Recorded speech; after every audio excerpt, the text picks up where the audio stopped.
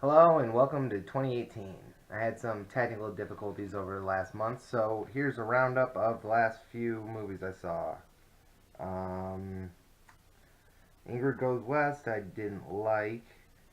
Um, Brigsby Bear, I did like. Detroit, I liked. Call Me By Your Name, no. Logan Lucky, yes. Bright, okay. The Last Jedi, it's like the X-Men Apocalypse of Star Wars for me. I want to like it, but I can't. Lady Bird I didn't get. Marshall I really liked. And The Killing of a Sacred Deer, no. Oh, I, Tanya. I liked I, Tanya.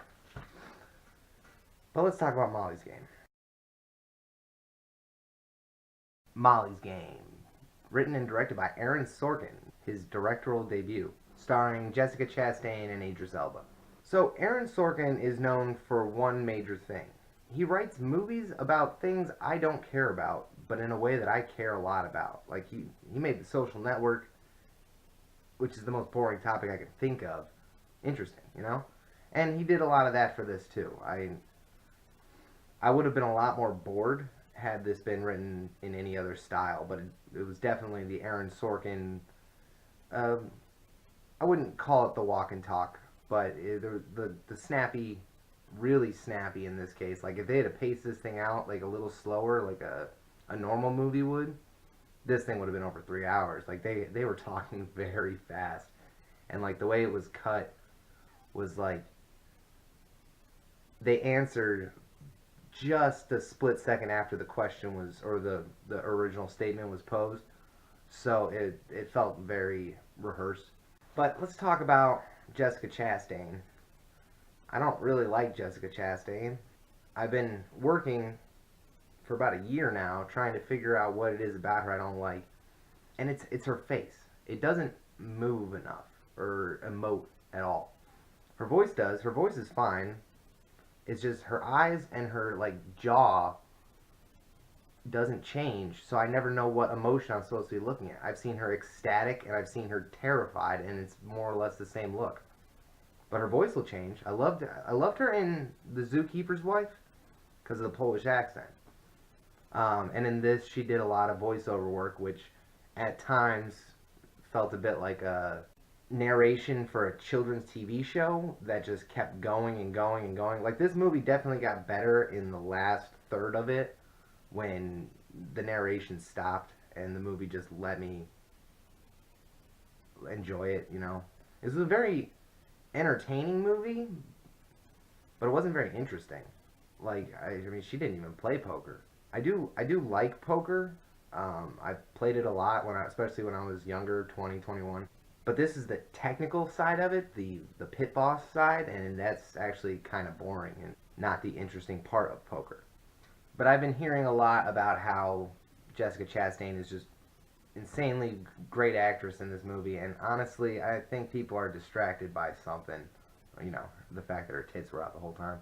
I'm not distracted by that because I'm confused as to whether or not she's good. So I have to spend a lot of effort trying to figure that out. Effort that most people don't have to because, you know, you're normal.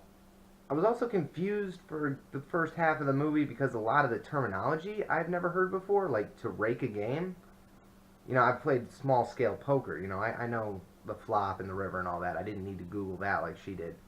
But I didn't know what rake a game meant until well into halfway through the movie.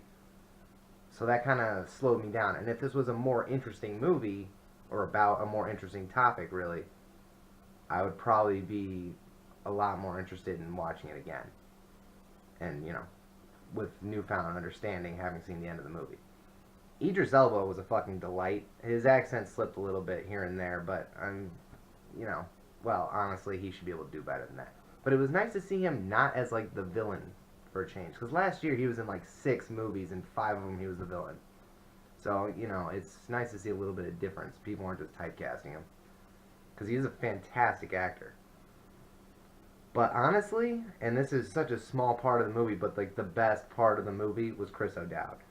Chris O'Dowd is like the only few times I laughed during the movie, and I thought his accent choice was fantastic. When he confessed to her, that I was just laughing so hard, and like I could see how the movie was kind of funny.